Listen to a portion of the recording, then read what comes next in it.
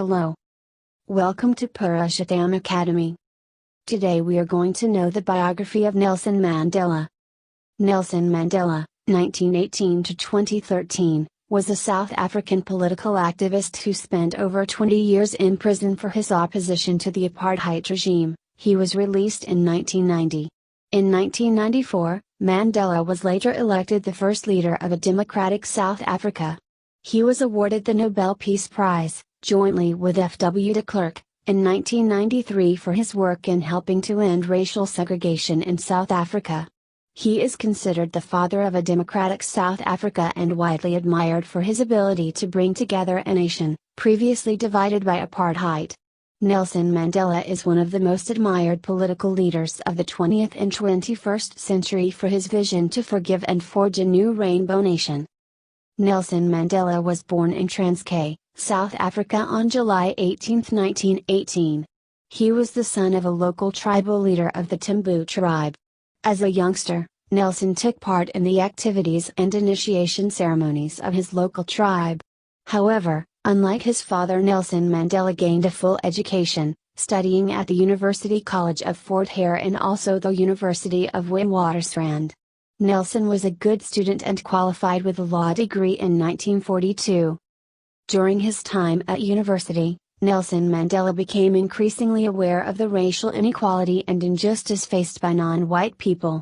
In 1943, he decided to join the ANC and actively take part in the struggle against apartheid. As one of the few qualified lawyers, Nelson Mandela was in great demand. Also, his commitment to the cause saw him promoted through the ranks of the ANC in 1956. Nelson Mandela, along with several other members of the ANC, were arrested and charged with treason. After a lengthy and protracted court case, the defendants were finally acquitted in 1961. However, with the ANC now banned, Nelson Mandela suggested an active armed resistance to the apartheid regime. This led to the formation of Umkhonto which would act as a guerrilla resistance movement. Receiving training in other African countries, the Umkhonto took part in active sabotage. In 1963, Mandela was again arrested and put on trial for treason. This time the state succeeded in convicting Mandela of plotting to overthrow the government. However, the case received considerable international attention and the apartheid regime of South Africa became under the glare of the international community. At the end of his trial, Nelson Mandela made a long speech, in which he was able to affirm his commitment to the ideals of democracy. Time in prison.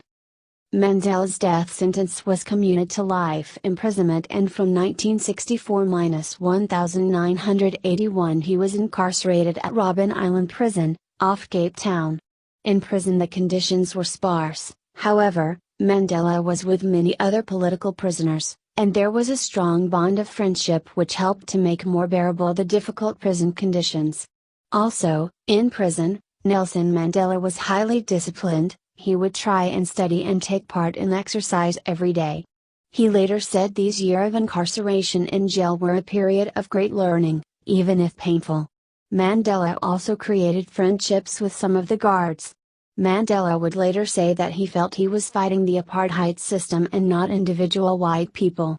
It was in prison that Mandela became aware of the passion that Afrikaners had for rugby, and he developed an interest himself. During his time in prison, Mandela became increasingly well known throughout the world. Mandela became the best known black leader and was symbolic of the struggle against the apartheid regime. Largely unbeknown to Mandela, his continued imprisonment led to a worldwide pressure for his release. Many countries implemented sanctions on apartheid South Africa. Due to international pressure, from the mid-1980s, the apartheid regime increasingly began to negotiate with the ANC and Nelson Mandela in particular. On many occasions, Mandela was offered a conditional freedom. However, he always refused to put the political ideals of the ANC above his own freedom. Freedom and a new rainbow nation. Eventually, Nelson Mandela was released on February 11, 1990. The day was a huge event for South Africa and the world. His release symbolic of the impending end of apartheid. Following his release there followed protracted negotiations to secure a lasting settlement. The negotiations were tense, often against the backdrop of tribal violence. However, in April 1994, South Africa had its first full and fair elections. The ANC, with 65% of the vote, were elected, and Nelson Mandela became the first president of the new South Africa. As president, he sought to heal the rifts of the past. Despite being mistreated, he was magnanimous in his dealing with his former oppressors. His forgiving and tolerant attitude gained the respect of the whole South African nation and considerably eased the transition to a full democracy. In 1995, the Rugby World Cup is held in South Africa. Nelson Mandela was instrumental in encouraging black South Africans to support the Springboks. The Springboks were previously reviled for being a symbol of white supremacy. Mandela surprised many by meeting the Springbok captain, Francois Pienaar, before the World Cup to wish the team well. After an epic final, in which South Africa beat New Zealand, Mandela, wearing a Springbok jersey, presented the trophy to the winning South Africa team.